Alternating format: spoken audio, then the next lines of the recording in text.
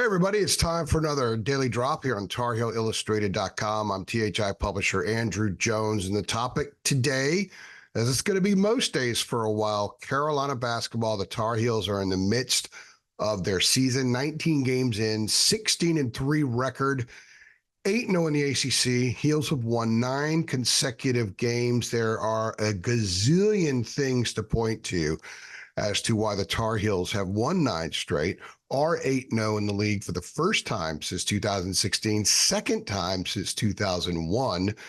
And there are some things to point to in which there are areas the team can get better. They get better because of people developing, get better because some things need to improve, get better because there's still some meshing going on.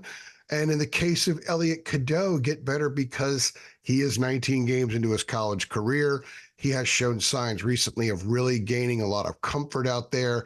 And once he's comfortable and fully comfortable, which he might be now, then you can see his game blossom more. So he should get a lot better this season.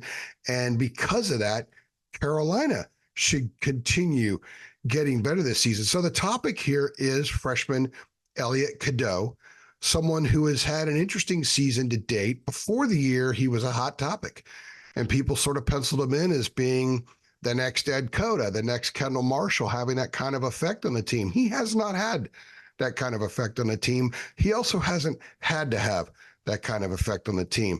The club has sort of turned out a little different than a lot of people expected in terms of where things are coming from statistically and how they're going about doing things. And part of that is because RJ Davis is having a National Player of the Year kind of season. It's also because Armando Bacot is playing outstanding basketball, but it's not stat sheet stuffing basketball that people had grown accustomed to.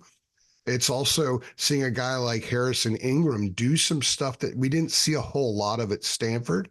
It's a guy like Cormac Ryan being that role player, that dude who could pop some buckets for you when you need them and give you a third score a lot of the time, which is something this club absolutely needs.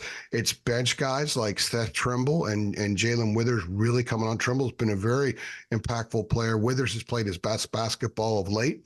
Jalen Washington kind of ebbing and flowing a little bit. And I think a good sign for Carolina is Jalen Washington will continue to get better as well. But a very important piece of this puzzle is Elliot Cadeau. We have seen in the last few games some signs of what made him so special in the recruiting trail. For example, that first step, that drive. I was sitting on the baseline at Boston College. It's one of the few places now where we actually in the media get to sit real close to the action. And I'm okay being further up from the action because I'd like to see how things develop from above. So I'm cool with that. But sometimes it's good to be really close to the action, which was the case at BC. And Jaden Zachary, who's a nice player for BC, was helpless with Elliot. Elliot's first step, dribble, get by him, his use of the hip, his toughness, the fact that he can go up one hand, get the shot off, really was impressive. Now, he didn't convert all the time, but it was there. And I think he gained some confidence from that. So then let's speed up a couple of days to Monday night when Elliot continued to drive. He was getting whoever on Wake was guarding him. He was getting the step in on them, getting a lane to the basket, lanes that were created a lot of the time by Mr. Bacot. People need to give him props for that. I know his teammates do. And Elliot was able to convert 7 field goals, 14 points, a really smooth game, took what was there and made more of it. Roy Williams used to say, I don't just want to take what the defense gives me. I want to enforce our will. So what we've seen Elliot do more recently than we saw before was see what's being given, take it, and then make something more of it. And he did that with his performance the other night. Now, there are areas of his game that need to improve, but I think now that he's settled in with a lot of comfort, he's not worried so much about the minutes. I think those stretches in December where he wasn't playing a whole lot was tough for him because he finally broke into the starting lineup. I think Hubert handled that really well, not starting for the first several games. He finally broke into the starting lineup, was getting good minutes, but had some struggles. Kentucky was a tough game, and Hubert started dropping the minutes some. in starting that Kentucky game when Elliott mostly sat the last 9 minutes until that last botched play at the end of regulation. He had a period between Kentucky and Pitt where he played between 15 and 21 minutes. Since then, however, he's averaged 27 minutes. His game has picked up. I think he learned a lot during that period. And he learned some of the things he wasn't doing well. And he also got to the point where he wasn't so worried about not doing things well. Sometimes that can weigh on a freshman. They make a few mistakes and it's, oh my gosh, the weight of the world. He had to learn to play through that. I think part of it was seeing older guys play through mistakes too. Seeing older guys have so-so games and it didn't affect them psychologically. It didn't affect their psyche. And I think Elliot is in that growing process. So when I talked to him Monday night after the Wake Forest game, he doesn't say a whole lot yet, and maybe he never will. Maybe he's not a super talkative guy. Sometimes with freshmen, it takes them a while before they really loosen up with us in the media. But what he said, I felt like there was some comfort. I got a vibe there was some pretty good comfort coming from him, pretty good confidence, pretty good settled foundation in where he was. And one of the examples of that is when R.J. Davis was at 30 points, tying his career high, which he had against Baylor in a tournament 2 years ago and against Arkansas in the Bahamas back in November, Elliot told him to go for 32.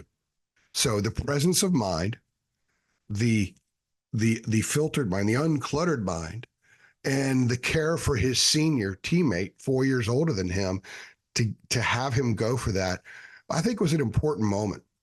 And I asked Hubert after the game Monday about that and how healthy that is. And he said, absolutely. And I could tell that that's one of those little moments in time that you don't find in box scores. You don't see it on TV. It's one of the reasons why when you're in the media, you got to be there, right? You got to be there to maybe ask these questions to get some of this information out. You see that step, he and RJ together taking a step forward. And I think that's kind of part of it for Elliot as well. Because guess what? His defense has been better of late. He's playing off the ball a little bit more comfortably. Earlier in the year when RJ was on the ball and he was on the floor, sometimes Elliot would stand and watch. He's not standing and watching now. If RJ starts to get tied up, he goes and meets the ball more. So his game is developing. His game is growing. His comfort is growing. He's more intertwined with what they're doing offensively, defensively, in transition, and with every other nuance of the game. And that's a huge thing for this club because he's only going to continue heading in that direction. And by the time March rolls around, assuming this trajectory continues, he might start showing some of that stuff that people expected. And I'm only saying that not because he needs to show what people expected, but just because it's sort of a gauge of where his game could go.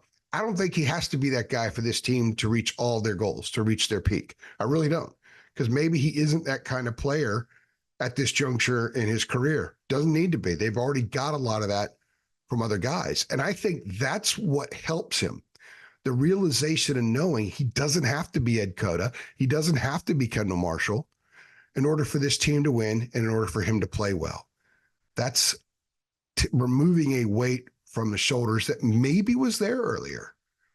So for Elliot Cadeau, I think he's in a really good place right now. And Carolina fans should be excited because he's here and his game couldn't be out of the picture here by the middle of March. And he is in that process of going like this, like some other things on this improving team. They improve by the day. And one of the big reasons is Elliot Cadeau's comfort and growth. If you're excited about the direction Elliot Cadeau's game is going, go ahead and click like on this video. Make sure you subscribe and hit that notification bell so you get updates every time we upload, which if you've been around our site for our channel for a while, you know that's a lot. And guys, make sure you go over to TarHeelIllustrated.com. It's just $8.33 a month. You get premium access to absolutely everything. We have fantastic message boards, very intelligent discourse over there. Every once in a while, it gets a little bit snarky and a little festive, if you will, but it's usually fairly respectful. I can put it that way. But there's a lot of information, a lot of smart people on our boards. And I should tell you, I took over this site August 1st, 2014. It was $8.33 a month for a 1-year subscription. It still is. Nothing else has has maintained the same price. My phone, of course, is going off because I'm doing a drop. Of course, it's going off. Nothing else has stayed the same price and delivered more. We deliver so much more content now than we did before, a higher quality of content, a wider range of content. We have not raised the price. But if you want to see more of these videos and you want to see more of the people on our staff out and about places, it costs money to do that. So the more people that subscribe, the more stuff we can bring you. I'll be back tomorrow. More Carolina basketball in the drops for Thursday and Friday as well. I'm AJ. Thanks for stopping by.